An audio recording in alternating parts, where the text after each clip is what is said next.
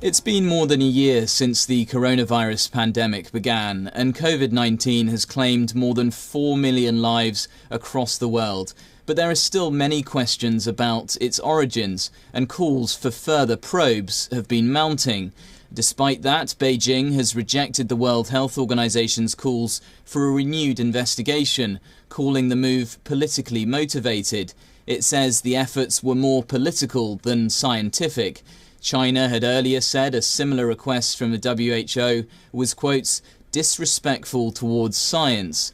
The WHO has asked China to provide raw data on early outbreaks of COVID-19. The UN Health Agency says that it's important to know about the origins of COVID to prevent future outbreaks. It's also requested access to the virology lab in Wuhan. That's the Chinese city where the first coronavirus case was reported in late 2019. A WHO team carried out an investigation in China in January this year, but experts were not given access to raw data. Meanwhile, WHO Chief Tedros Adhanom Ghebreyesus is urging countries not to politicize the issue and to cooperate with the probe. The US has been at the forefront of demanding an independent investigation into the origins of COVID-19. Former President Donald Trump even pulled the country out of the WHO over quote-unquote China bias. That move was later reversed by current President Joe Biden. The US and China are the WHO's largest donors.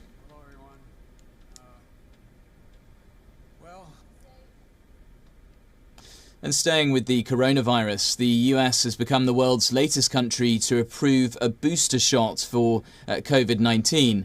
Under the new rules, hospitals will provide a third dose of a coronavirus vaccine to people who have weak immune systems. US health authorities are in talks with Moderna and Pfizer as they prepare to provide booster shots for these vulnerable people, which will help improve their immune response. Those eligible for a booster shot include cancer patients, HIV patients and organ recipients. Officials say that only 3% of adults are part of that vulnerable group. The campaign is likely to be expanded to more people after another evaluation. This move comes as the US battles a surge driven by the highly infectious Delta variant.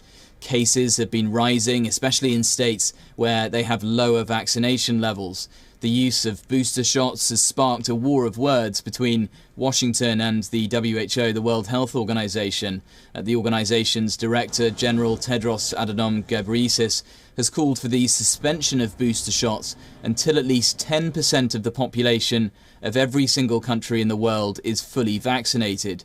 He says that global vaccine supply should be used to inoculate the population of low-income nations, and that 80% of all COVID vaccines so far have been administered in rich countries.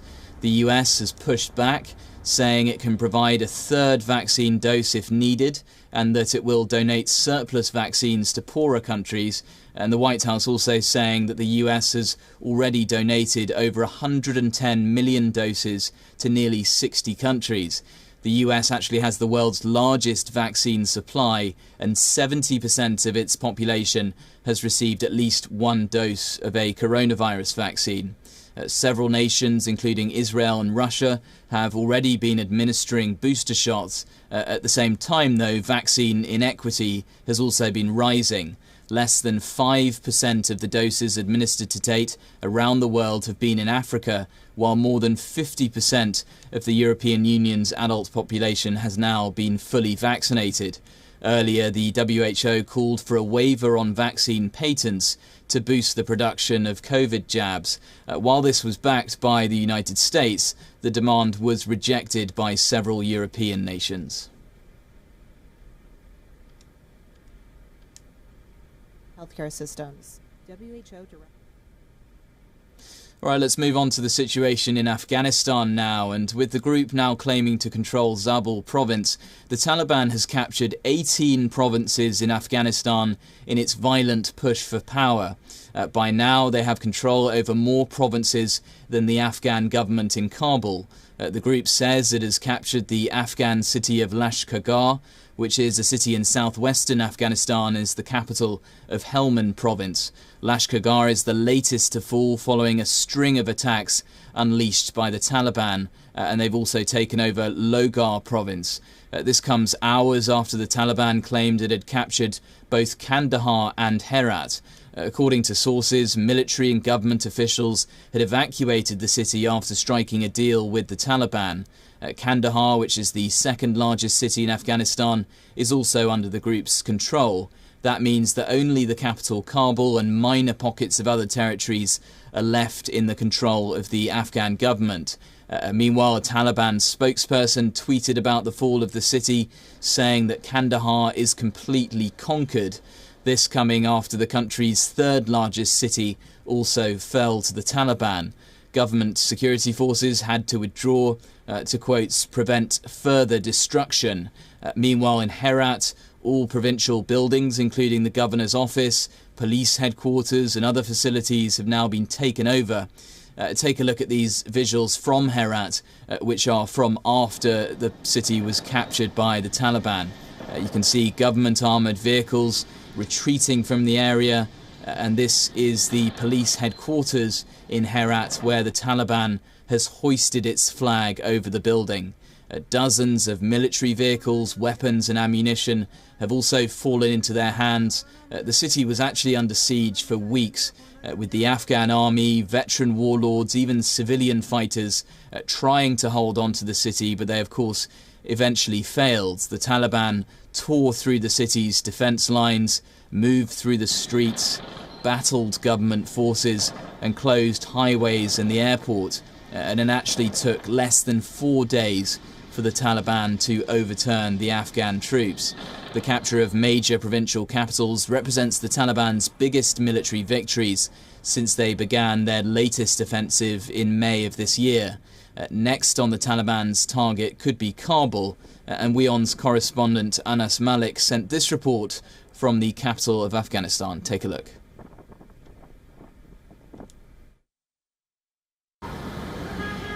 Well, fighting continues in Afghanistan, and in the past 10 hours, the Afghan Taliban have claimed stakes in 4 more provinces. In the past 10 hours, they've claimed to overrun the province of Ghor, the province of Uruzgan, the province of Zabul, and the province of Logar as well. The province of Logar is about 90 kilometers from the city of Kabul, where I am currently standing. Afghan media has been reporting that Afghan President Ashraf Ghani is likely to address the nation today or tomorrow. An official announcement in that matter is awaited. Additionally, the Afghan government has claimed of killing more than 200 plus Taliban men in the past 24 hours in its actions, a claim that has been rebutted by the Afghan Taliban. The internally displaced persons, or IDPs, continue to flock in the provincial capital in a bid to keep themselves safe from the infighting that is currently and continuously ongoing in different parts of the country. Anas Malik in Kabul, Afghanistan, for WION World is One. WION's correspondent reporting there from Kabul. The United States, the UK and Canada are also sending troops to Afghanistan's capital city, which has been encircled by Taliban forces. 3,000 American soldiers will be sent to the international airport in the city to evacuate US embassy staff as the Taliban continues to make gains. In May, US President Joe Biden announced the complete withdrawal of US troops by the end of August. And the current crisis in Kabul and the escalating violence have echoes of the fall of Saigon in 1975. Take a look.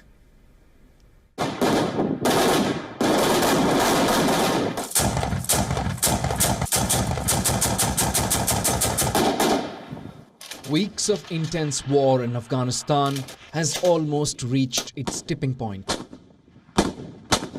The Taliban has captured over 2/3 of Afghanistan and is closing in on its capital, Kabul.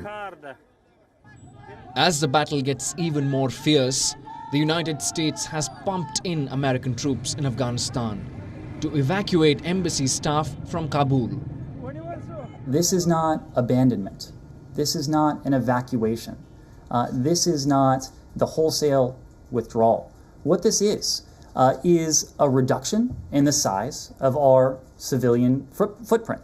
This is a drawdown of civilian Americans who will, in many cases, be able to perform their important functions elsewhere, whether that's in the United States or elsewhere in the region.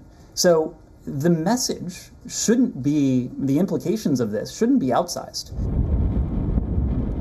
President Biden aimed at an early troop withdrawal, but the chaos in Kabul has revived painful US memories of the fall of Saigon. A 1975 photo of evacuees boarding a helicopter on the roof of a building immortalized America's defeat in Vietnam.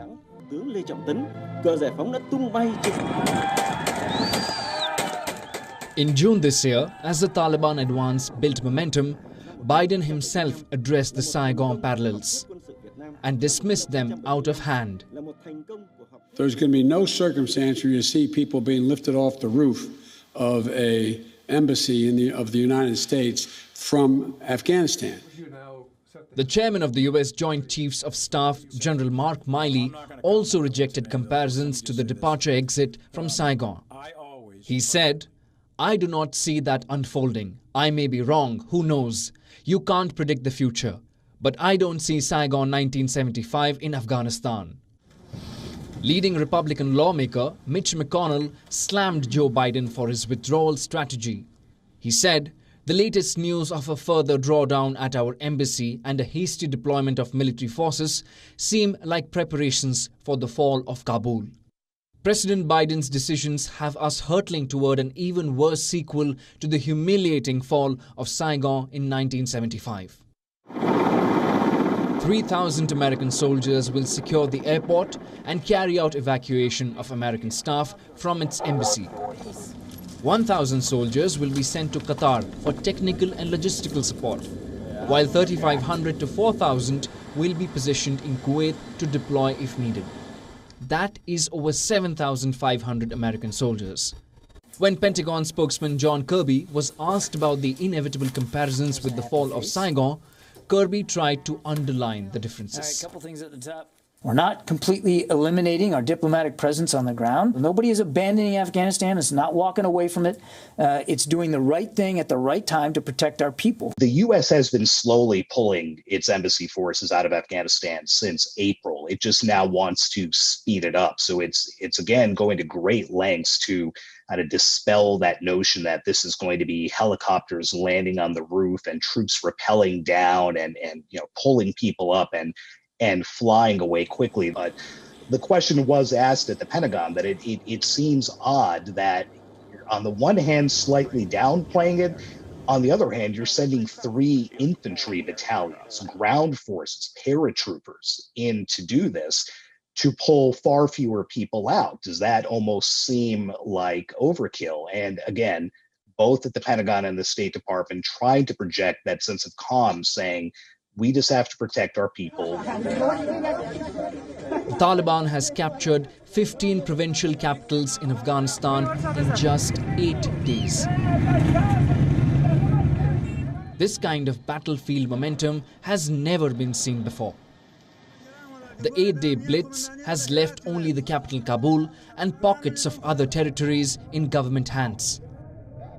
For US President Joe Biden, who had hoped for an orderly US withdrawal from Afghanistan, the current crisis echoed the fall of Saigon in 1975, an image that he wanted to avoid.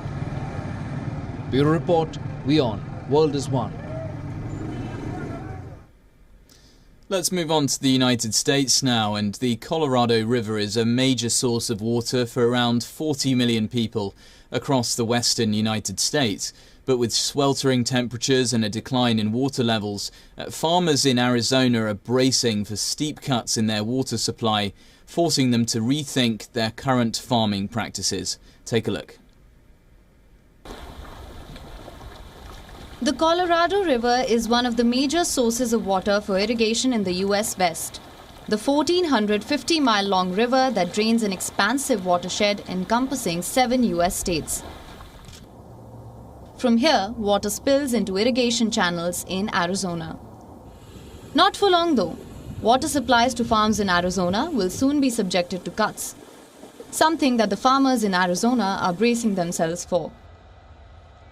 Because of the Colorado River cutbacks, we're losing a large portion of our water, and specifically on the stuff I manage, we're losing about half our deliverable water potentially next year, so going to have to cut back on a lot of acres that we're having production right now. The U.S. Bureau of Reclamation has taken a decision to impose new limits. Drought and higher demand have made these cutbacks necessary. That being said, this will be a huge blow to the farmers in the region, who now have to rethink their strategies. Everything from the crops they use to the number of people that work on the farms. We farm corn, cotton, alfalfa, things like that. We traditionally got about half our water from ground pumps and half our water from the CAP, or the Central Arizona Project, Colorado River. And those cutbacks are coming into effect next year, so not going to have enough water to keep farming everything. Roughly 40 million people across the U.S. West are reliant on the Colorado River. Farmers are seeking alternatives. Many have opted for goyol, a drought-resistant shrub used in the production of rubber. So this is called Wion. It's a desert shrub. It produces, they can extract a natural form of rubber out of it. And Bridgestone Tire Company is doing a test to potentially grow a lot more of it, and they're looking into building a big factory in Mesa. So this plant uses about half as much water over the course of a year and on a much easier time schedule than any other crop. So it's really promising for the future when we have a lot less water. Some farms in the region have already been engaged in research with the tire company for the same, to assess if the shrub can be used on a large scale. But still, there is an increasing number of fields being left fallow, and that means there are fewer hands needed for the upkeep. This may be the end of the road for many farm workers. Bureau Report WION, World is One. All right, let's stay in North America now, and sources say that Canada could go into a snap election on the 20th of September as the Trudeau government seeks voter approval for plans to combat COVID-19. Trudeau has a minority government and relies on other parties to push through legislation. Trudeau is expected to make this announcement this weekend. Canadian Prime Minister Justin Trudeau is planning a snap election next month, betting voters will reward his COVID-19 response and put his minority government back in full control of Parliament. Four sources familiar with the matter told Reuters Trudeau is set to make the announcement on Sunday. Aides to the Prime Minister have said for months that the ruling Liberals would push for a vote before the end of 2021, 2 years ahead of schedule. Trudeau only has a minority government and relies on other parties to push through legislation. In recent months, he has complained about what he calls opposition obstruction. The Liberals racked up record levels of debt as they spent heavily to shield individuals and businesses from COVID-19. They plan to inject billions more, between 3% and 4% of GDP, into the economy over the next 3 years. The official opposition Conservatives, Trudeau's main rivals, say his spending is excessive and will leave future generations hobbled by debt. Liberals acknowledge a call for an election now would be a gamble. A survey by polling firm Abacus on Thursday put the Liberals at 37% support and the Conservatives at 28%. That suggests Trudeau could well regain control of the House of Commons. Let's get some entertainment news now, and in a major victory for pop star Britney Spears, her father Jamie Spears has agreed to step down from his role as a conservator of his daughter's $60 million estate after 13 years in that role. However, Jamie Spears' counsel has insisted that there were no actual grounds for him to step back. The singer's finances have been in the hands of legal guardians since 2003. She filed a petition in July to remove her father from this role. Britney Spears' father has agreed to step down as conservator of her $60 million estate in what the pop star's lawyer called a major victory on Thursday. Spears' father has controlled much of his daughter's affairs for over a decade, since she suffered a public mental health breakdown in 2008. According to court documents filed on Thursday, Spears' father said he would work with his daughter and her attorney to prepare for a, quote, orderly transition to a new conservator, adding, quote, even as Mr. Spears is the unremitting target of unjustified attacks, he does not believe that a public battle with his daughter over his continuing service as her conservator would be in her best interests. There was no indication as to when he would be stepping down. The documents further maintain that he has not coerced her to do anything and always had her best interests at heart, and said he felt there were no grounds for immediately removing or suspending him. Spears has sought to terminate her father's conservatorship for months, calling it humiliating and abusive in an emotional testimony in court. She has not performed since 2018 and has said she will not return to the stage while her father retains control over her career. The 39-year-old Spears remains under the care of manager Jody Montgomery, who oversees her medical and personal affairs. The nature of the singer's mental health issues have never been publicly revealed. And that's all we've got time for on today's WION Live Broadcast from Washington, D.C. For more global news and updates, stay tuned to WION World is One.